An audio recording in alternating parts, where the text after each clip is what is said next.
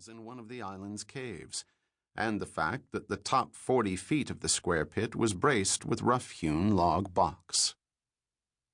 The cannonballs had long since been lost and were now considered a myth, but there was no denying the reality of the timber works ringing the mysterious hole in the rocky earth. "My shoes got wet," Jimmy complained. Nick swiftly rounded on his youngest brother and said, "Damn it, Jimmy, I told you already if I heard one complaint out of you, I'd make you stay with the boat." "I wasn't complaining," the boy said, trying to keep from sniveling. "I was just saying is all." He shook a few drops from his wet foot to show it wasn't a problem. Nick shot him a stern look, his blue eyes glacial, and turned his attention back to the job at hand. Pine Island was shaped like a Valentine's Day heart that rose out of the cold Pacific.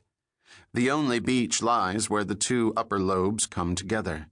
The rest of the islet was ringed with cliffs as insurmountable as castle walls, or was protected by submerged rocks strung like beads that could tear out the bottom of even the sturdiest craft. Only a handful of animals called the island home, squirrels and mice mostly, who had been marooned there during storms, and seabirds that used the tall pines to rest and search for prey amid the waves. A single road bisected the island, having been laboriously hacked 20 years before by another generation of Rhonish men who had made an assault on the island using gasoline-powered pumps to drain the pit, only to see their efforts fail. No matter how many pumps they ran or how much water they sucked from the depths, the pit would continuously refill. An exhaustive search for the subterranean passage connecting the pit to the sea turned up nothing. There was talk of building a cofferdam around the mouth of the bay closest to the pit, the thinking being that there was no other logical choice for the conduit, but the men decided the effort was too much and gave up. Now it was Nick and his brother's turn, and he had deduced something his uncles and father had not. At the time Pierre Devereaux had excavated the pit to hide his treasure, the only pump available to him would have been his ship's hand-operated bilge pump. Because of its inefficiency, there was no way the pirates could have drained the pit with their equipment when 3 10-horse pumps couldn't. The answer to how the pit worked lay somewhere else. Nick knew from the stories his uncles told that they had made their assault during the height of summer, and when he consulted an old almanac, he saw the men had been working during a period of particularly high low tides. He knew that, to be successful, he and his brothers would have to try to reach the bottom at the same time of year Devereaux had dug the pit, when the tides were at their very lowest, and this year that fell at a little past 2 o'clock on December the 7th. The older brothers had been planning their attempt at cracking the pit since early summer. By doing odd jobs for anyone who'd hire them, they'd scraped together money to buy equipment, notably a 2-stroke gasoline-powered pump, the rope, and tin miners' helmets with battery-powered lights.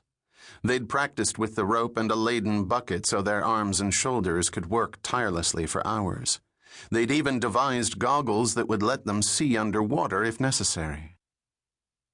Jimmy was only along because he had overheard them talking about it all, and had threatened to tell their parents if he wasn't included. There was a sudden commotion off to their right, an explosion of birds winging into the bright sky. Behind them, Amelia, their golden retriever, came bounding out of the tree line, barking wildly with her tail swinging like the devil's own metronome. She chased after one gull that flew close to the ground and then halted, dumbfounded, when the bird shot into the air. Her tongue lolled, and a string of saliva drizzled from her black gums. "Amelia, come!" Jimmy cried in his falsetto, and the dog dashed to his side, nearly bowling him over in her excitement. "Shrimp, take these," Nick said, handing Jimmy the mining helmets and their satchels of heavy lead batteries. The pump was the heaviest piece of gear, and Nick had devised a sling with 2 carrying poles like he'd seen on Saturday matinee serials, when natives carried the movie's hero back to their camp. The poles were lengths of timber taken from a construction site, and the 4 older boys hoisted them on their shoulders and lifted the engine from the rowboat. It swung and then steadied, and they started the first mile-long trek across the aisle.